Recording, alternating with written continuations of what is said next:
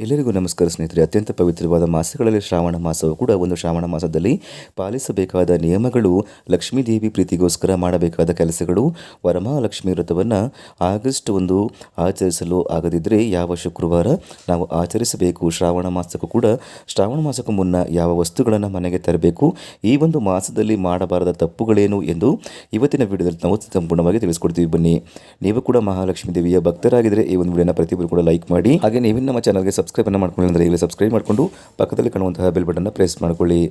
ಮಹಾಲಕ್ಷ್ಮಿ ವಿಷ್ಣು ದೇವರ ಜೊತೆ ಶಿವನಿಗೆ ಅತ್ಯಂತ ಪ್ರಿಯವಾದ ಮಾಸವೆಂದರೆ ಅದು ಶ್ರಾವಣ ಮಾಸವಾಗಿದೆ. ಈ ಒಂದು ಮಾಸದಲ್ಲಿ ಮಾಡುವ ಲಕ್ಷ್ಮೀ ಪೂಜೆಯಿಂದ ಸಕಲ ವಿಧವಾದ ದಾರಿದ್ರ್ಯಗಳಿಂದ ಮುಕ್ತರಾಗಿ ಹಣ ಐಶ್ವರ್ಯವನ್ನು ಕೂಡ ಹೊಂದಿ ನೀವು ಸುಖ ಜೀವನವನ್ನು ಕಾಣಬಹುದು. ಈಗ ಮುಗಿಯುತ್ತಿರುವ ಆಷಾಢ ಮಾಸದಲ್ಲಿ ಕೂಡ ಶುಭ ಕಾರ್ಯಗಳನ್ನು ಮಾಡುವಂತಿಲ್ಲ, ಮತ್ತು ಆದರೆ ಶ್ರಾವಣ ಮಾಸದಲ್ಲಿ ಪೂಜೆ ಪುರಸ್ಕಾರಗಳ ಜೊತೆ ಒಂದು ಶುಭ ಕಾರ್ಯಗಳು ಆರಂಭವಾಗುತ್ತೆ. ಮತ್ತು ಈ ಒಂದು ಮಾಸಕ್ಕಾಗಿ ಪ್ರತಿಯೊಬ್ಬರು ಕೂಡ ಕಾಯ್ತಾ ಇದ್ದಾರೆ ಅಂತಲೇ ಹೇಳ್ಬೋದು. ಶ್ರಾವಣ ಮಾಸವು ಜುಲೈ 25ನೇ ತಾರೀಕಿನಿಂದ ಆರಂಭವಾಗಿ ಆಗಸ್ಟ್ 23ನೇ ತಾರೀಕಿನಂದು ಶ್ರಾವಣ ಮಾಸ ಮುಕ್ತಾಯವಾಗುತ್ತೆ. ಮತ್ತು ಈ ಒಂದು ವರ್ಷ ಬಂದಿರುವ ಶ್ರಾವಣ ಮಾಸವು ಶುಕ್ರವಾರದ ದಿನವೇ ಆರಂಭವಾಗುತ್ತೆ. ಇನ್ನು ಈ ಒಂದು ಮಾಸದಲ್ಲಿ ಒಟ್ಟು 5 ಶ್ರಾವಣ ಶುಕ್ರವಾರಗಳು ಬಂದಿವೆ, 4 ಶ್ರಾವಣ ಮಂಗಳವಾರಗಳು ಬಂದಿವೆ. ಮತ್ತು ಶ್ರಾವಣ ಮಾಸದಲ್ಲಿ ಕೂಡ ಶುಕ್ರವಾರಗಳಂದು ಮಹಾಲಕ್ಷ್ಮಿ ದೇವಿಯನ್ನು ಪೂಜೆ ಮಾಡಿದರೆ ವರ್ಷ ಪೂರ್ತಿ ನಿಮಗೆ ಐಶ್ವರ್ಯಕ್ಕೆ ಕೊರತೆ ಅನ್ನೋದೇ ಇರೋದಿಲ್ಲ. ಶ್ರಾವಣ ಒಂದು ಮಂಗಳವಾರದಂದು ತಪ್ಪದೆ ಮಂಗಳ ಗೌರಿ ವ್ರತವನ್ನು ಆಚರಿಸಬೇಕು. ಇನ್ನು ಸ್ತ್ರೀಯರು ವರಮಹಾಲಕ್ಷ್ಮಿ ಒಂದು ವ್ರತಕ್ಕೋಸ್ಕರ ಒಂದು ವರ್ಷದಿಂದ ಕಾಯ್ತಾ ಇರ್ತಾರೆ. ಈ ಒಂದು ಬಾರಿ ವರಮಹಾಲಕ್ಷ್ಮಿ ವ್ರತವು ಕೂಡ ಆಗಸ್ಟ್ 8ನೇ ತಾರೀಕು ಬಂದಿದೆ ಅಂತಲೇ ಹೇಳ್ಬೋದು. ಶ್ರದ್ಧೆ ಭಕ್ತಿಯಿಂದ ವರ್ಷಕ್ಕೆ ಒಂದು ಬಾರಿ ಈ ಒಂದು ಪವಿತ್ರವಾದ ವ್ರತವನ್ನು ಯಾರು ಮನೆಯಲ್ಲಿ ಆಚರಿಸ್ತಾರೋ ಆ ಒಂದು ಮನೆಯಲ್ಲಿ ಸಕಲ ಶುಭಗಳು ನಡೆಯುತ್ತೆ ಅಂತಲೇ ಹೇಳ್ಬೋದು. ಅಮ್ಮನವರ ಅನುಗ್ರಹದಿಂದ ಸಂಪತ್ತು ಪ್ರಾಪ್ತಿಯಾಗುತ್ತೆ. ಇನ್ನು ಅಕಸ್ಮಾತ್ ವರಮಹಾಲಕ್ಷ್ಮಿ ವ್ರತದ ದಿನ ಮಹಾಲಕ್ಷ್ಮಿ ಪೂಜೆ ಮಾಡಲು ಸಾಧ್ಯವಾಗಲಿದ್ದರೆ, ಒಂದು ತಿಂಗಳ ಸಮಸ್ಯೆ ಜೊತೆಗೆ ಇತರ ಕಾರಣಗಳಿಂದ ಪೂಜೆ ಮಾಡಲು ಸಾಧ್ಯವಾಗದಿದ್ದರೆ, ಈ ಒಂದು ಶ್ರಾವಣದ ಉಳಿದ ಶುಕ್ರವಾರಗಳಲ್ಲಿ ಕೂಡ ನೀವು ಯಾವುದಾದ್ರೂ ಒಂದು ಶುಕ್ರವಾರ ಈ ಒಂದು ವ್ರತವನ್ನು ಆಚರಿಸಬಹುದು. ಆದರೆ ಒಂದು ಕೊನೆ ಶುಕ್ರವಾರ ವರಮಹಾಲಕ್ಷ್ಮಿ ವ್ರತವನ್ನು ಆಚರಿಸಬಾರದು. ಶ್ರಾವಣ ಶುಕ್ರವಾರಗಳು ಯಾವ ದಿನಾಂಕಗಳಲ್ಲಿ ಬಂದಿವೆ ಎಂದು ನೋಡೋದಾದರೆ 5 ಆಗಸ್ಟ್, 1 ಆಗಸ್ಟ್, 8 ಆಗಸ್ಟ್ ಮತ್ತು 15 ಆಗಸ್ಟ್ ಮತ್ತು 22 ಈ ಒಂದು ಮಾಸದಲ್ಲಿ ಶ್ರಾವಣ ಶುಕ್ರವಾರಗಳ ಜೊತೆ ಶ್ರಾವಣ ಸೋಮವಾರ, ಶ್ರಾವಣ ಒಂದು ಮಂಗಳವಾರಗಳು ಕೂಡ ಬಂದಿವೆ ಅಂತಲೇ ಹೇಳ್ಬೋದು.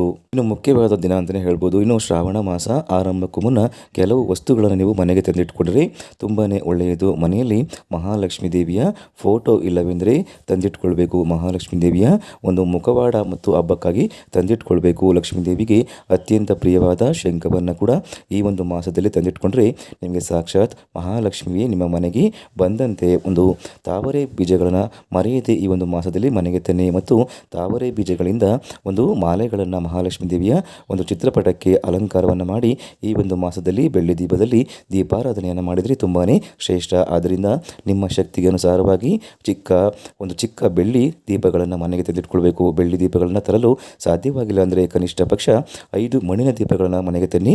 ಒಂದು ಸರ್ವಶ್ರೇಷ್ಠವಾದ ಮಣ್ಣಿನ ದೀಪಗಳು ಕೂಡ ಮನೆಗೆ ಐಶ್ವರ್ಯ ಹಾಗೂ ಸಮೃದ್ಧಿಯನ್ನು ಒತ್ತು ತರುತ್ತಂತಲೇ ಹೇಳ್ಬೋದು. ಶ್ರಾವಣ ಮಾಸದಲ್ಲಿ ಹೊಸ ಒಂದು ಪೊರಕೆ ಮತ್ತು ಬಾಚಣಿಕೆ, ಒಂದು ಬೆಳ್ಳಿಯ ಲಕ್ಷ್ಮೀ ನಾಣ್ಯ, ಅರಿಶಿಣ ಕುಂಕುಮ, ಕವಡೆಗಳು, ಗೋಮಾತೆ ಚಕ್ರಗಳು ಮತ್ತು ಬಳೆಗಳು ಮತ್ತು ಕಳಸಕ್ಕೆ ಬೇಕಾದ ತಾಮ್ರದ ಒಂದು ಚೆಂಬು, ನಂತರ ನೂತನ ವಸ್ತ್ರಗಳನ್ನು ಖರೀದಿ ಮಾಡಿ ತರಬಹುದು. ಶ್ರಾವಣ ಶನಿವಾರಗಳಂದು ವೆಂಕಟೇಶ್ವರ ಸ್ವಾಮಿ ಮುಂದೆ ಒಂದು ಹಿಟ್ಟಿನ ದೀಪಾರಾಧನೆಯನ್ನು ಮಾಡಿದರೆ ನಿಮ್ಮ ಕೋರಿಕೆಗಳು ಬೇಗನೆ ಈಡೇರುತ್ತೆ.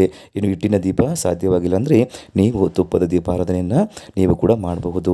ಈ ಒಂದು ಮಾಸದಲ್ಲಿ ಆದಷ್ಟು ತುಳಸಿ ಗಿಡದ ಮುಂದೆ ದೀಪಾರಾಧನೆಯನ್ನು ಮಾಡಿ ತುಳಸಿ ದೇವಿಗೆ ನೀವು ವಿಶೇಷವಾಗಿ ಪೂಜೆಯನ್ನು ಮಾಡಿ. ಮನೆಯಲ್ಲಿ ತುಳಸಿ ಗಿಡ ಇಲ್ಲ ಅಂದರೆ ಒಂದು ತುಳಸಿ ಗಿಡದ ಜೊತೆ ತುಳಸಿ ಒಂದು ಕಟ್ಟೆಯನ್ನು ಕೂಡ ಮನೆಗೆ ತನ್ನಿ. ವರಮಹಾಲಕ್ಷ್ಮಿ, ಮಹಾಲಕ್ಷ್ಮಿ ಹಾಗೂ ವಿಷ್ಣು ದೇವರ ಕೃಪೆ ಪಡೆಯಲು ತುಳಸಿ ಗಿಡವನ್ನು ನೀವು ಪೂಜಿಸಲೇಬೇಕು. ಶ್ರಾವಣ ಮಾಸದಲ್ಲಿ ಸೋಮವಾರಗಳಂದು ಶಿವನ ಒಂದು ದೇಗುಲಕ್ಕೆ ಹೋಗಿ ಒಂದು ಶಿವ ಅಭಿಷೇಕವನ್ನು ಮಾಡಿ ಶಿವ ದರ್ಶನವನ್ನು ಮಾಡಿದರೆ ನಿಮಗೆ ಶ್ರಾವಣ ಮಾಸದ ಸೋಮವಾರಗಳಂದು ಮಾಡಿದರೆ ಜನ್ಮಗಳ ಪಾಪಗಳೆಲ್ಲ ಕಳೆದು ಶಿವನ ಒಂದು ಕೃಪೆ ಪ್ರಾಪ್ತಿಯಾಗುತ್ತೆ. ಕಷ್ಟಗಳೆಲ್ಲ ಮಂಜಿನಂತೆ ಕರಗಿ ಅದೃಷ್ಟದ ಒಂದು ಜೀವನವನ್ನು ನೀವು ನೋಡಬಹುದು. ಶ್ರಾವಣ ಮಾಸಕ್ಕೂ ಮುನ್ನ ಮನೆಯನ್ನು ನೀವು ಸ್ವಚ್ಛ ಮಾಡ್ಕೊಳ್ಳಿ. ಮನೆಗೆ ಅವಶ್ಯಕತೆ ಇಲ್ಲದ ಕೆಟ್ಟು ಹೋದ ಒಂದು ಹಾಳಾದ ವಸ್ತುಗಳನ್ನು ಮನೆಯಿಂದ ಹೊರಹಾಕಿ ಉಪಯೋಗಿಸದ ಒಂದು ಪಾದರಕ್ಷೆಗಳನ್ನು ಕೂಡ ಕಬ್ಬಿಣದ ವಸ್ತುಗಳು ಮತ್ತು ಪ್ಲಾಸ್ಟಿಕ್ ಸಾಮಗ್ರಿಗಳು ಮತ್ತು ಮನೆಯ ಒಂದು ಮೆಟ್ಟಲಿನ ಕೆಳಗೆ ಮನೆಯ ಮೇಲಿದ್ದರೆ ಒಂದು ಹೊರಹಾಕಿ ಈ ಒಂದು ವಸ್ತುಗಳು ಹೆಚ್ಚು ಕಾಲ ಮನೆಯಲ್ಲಿದ್ದರೆ ನಿಮಗೆ ನೆಗೆಟಿವ್ ಶಕ್ತಿಯನ್ನು ಆಕರ್ಷಿಸುತ್ತದೆ. ಮತ್ತು ಶ್ರಾವಣ ಮಾಸದಲ್ಲಿ ಒಂದು ಮಾಂಸಾಹಾರದಿಂದ ದೂರವಿರಿ. ನಿಮ್ಮ ಒಂದು ಯಜಮಾನರು ನಿಮ್ಮ ಮಾತನ್ನು ಕೇಳದೆ ಮಾಂಸಾಹಾರ ತಿನ್ನಲೇಬೇಕು ಅಂದರೆ ಒಂದು ಹೋಟೆಲಲ್ಲಿ ಸೇವಿಸಲು ಹೇಳಿ. ಅನಾರೋಗ್ಯ ಒಂದು ಸಮಸ್ಯೆ ಇದ್ದವರು ಕೂಡ ಮನೆಯಲ್ಲಿದ್ದರೆ ಅವರಿಗೆ ಮಾತ್ರ ಮನೆಯಲ್ಲಿ ತಿನ್ನಲು ಅವಕಾಶ ಮಾಡಿಕೊಡಿ. ಇನ್ನು ನಿಮ್ಮ ಒಂದು ಕೈನಿಂದಲೇ ಅಡುಗೆ ಮಾಡಿ ನೀವು ಮಾತ್ರ ನಿಯಮವನ್ನು ಪಾಲಿಸಲೇಬೇಕು. ಶ್ರಾವಣ ಮಾಸದಲ್ಲಿ ನೀವು ಮಹಾಲಕ್ಷ್ಮೀ ದೇವಿಯ ವರಮಹಾಲಕ್ಷ್ಮಿ ಒಂದು ರೂಪದಲ್ಲಿ ಮನೆಗೆ ಬರ್ತಾಳೆ. ಆದ್ದರಿಂದ ಈ ಒಂದು ಮಾಸದಲ್ಲಿ ಕೇವಲ ಮನೆಯಷ್ಟೇ ಅಲ್ಲದೆ ಮನಸ್ಸನ್ನು ಕೂಡ ಶುದ್ಧವಾಗಿಟ್ಕೊಳ್ಬೇಕು. ಇನ್ನು ಯಾರಿದ್ದು ಕೂಡ ಜಗಳವನ್ನು ಮಾಡದೆ ಕೆಟ್ಟದ್ದನ್ನು ಆಲೋಚನೆ ಮಾಡದೆ ಮನಸ್ಸನ್ನು ಶಾಂತವಾಗಿ ಇಟ್ಕೊಳ್ಳಿ. ಈ ಒಂದು ಮಾಸದಲ್ಲಿ ಮಹಾಲಕ್ಷ್ಮೀ ದೇವಿಯ ಒಂದು ಕಥೆಗಳನ್ನು ಕೇಳಿ ಮನೆಯಲ್ಲಿರುವ ಮಕ್ಕಳಿಗೆ ಕೂಡ ಈ ಒಂದು ಕಥೆಗಳನ್ನು ಹೇಳ್ಕೊಡಿ. ಇನ್ನು ಮಕ್ಕಳ ಒಂದು ಕೈನಲ್ಲಿ ಜಲದಿಂದ ಈ ಒಂದು ಮಾಸದಲ್ಲಿ ಶಿವಾಭಿಷೇಕ ಮಾಡಿಸಿದ್ರೆ ವಿದ್ಯೆಯು ಕೂಡ ಪ್ರಾಪ್ತಿಯಾಗುತ್ತೆ. ಇನ್ನು ಶ್ರಾವಣ ಒಂದು ಮಾಸದಲ್ಲಿ ಸಾಕ್ಷಾತ್ ಶ್ರೀಕೃಷ್ಣ ಜನಿಸಿದ್ದು ಇದೇ ಮಾಸದಲ್ಲಿ ವಿಷ್ಣು ದೇವರು ಜನಿಸಿದ ಒಂದು ಶ್ರಾವಣ ನಕ್ಷತ್ರದಿಂದ ಈ ಒಂದು ಮಾಸವನ್ನು ಕರೆಯಲಾಗುತ್ತೆ. ಇನ್ನು ಹೊಸದಾಗಿ ಮದುವೆಯಾದ ದಂಪತಿಗಳು ಕೂಡ ಒಂದು ಮೊದಲ 5 ವರ್ಷ ಮಂಗಳಗೌರಿ ವ್ರತವನ್ನು ಈ ಒಂದು ಮಾಸದಲ್ಲಿ ಮಾಡಿದ್ದೇ ಆದರೆ ಪತಿ ಪತ್ನಿ ನಡುವೆ ಎಂದಿಗೂ ಕೂಡ ಮನಸ್ತಾಪಗಳು ಬರುವುದಿಲ್ಲ. ಮತ್ತು ಈ ಒಂದು ಮಾಸದಲ್ಲಿ ನಾಗರ ಪಂಚಮಿ, ವರಮಹಾಲಕ್ಷ್ಮಿ ವ್ರತ ಮತ್ತು ರಕ್ಷಾಬಂಧನ ಮತ್ತು ಶ್ರೀಕೃಷ್ಣ ಜನ್ಮಾಷ್ಟಮಿ ಮತ್ತು ರಾಘವೇಂದ್ರ ಸ್ವಾಮಿಗಳ ಒಂದು ಆರಾಧನೆಯನ್ನು ಬರುತ್ತದೆ. ಮತ್ತು ಈ ಒಂದು ಮಾಸದ ಮಾಹಿತಿ ಇಷ್ಟವಾದರೆ ಈ ಒಂದು ವಿಡಿಯೋಗೆ ಲೈಕ್ ಕೊಟ್ಟು ನಿಮ್ಮ ಫ್ರೆಂಡ್ಸ್ ಆ್ಯಂಡ್ ಫ್ಯಾಮಿಲಿಗೆ ಈ ಒಂದು ವಿಡಿಯೋನ ಶೇರ್ ಮಾಡಿ. ಧನ್ಯವಾದಗಳು.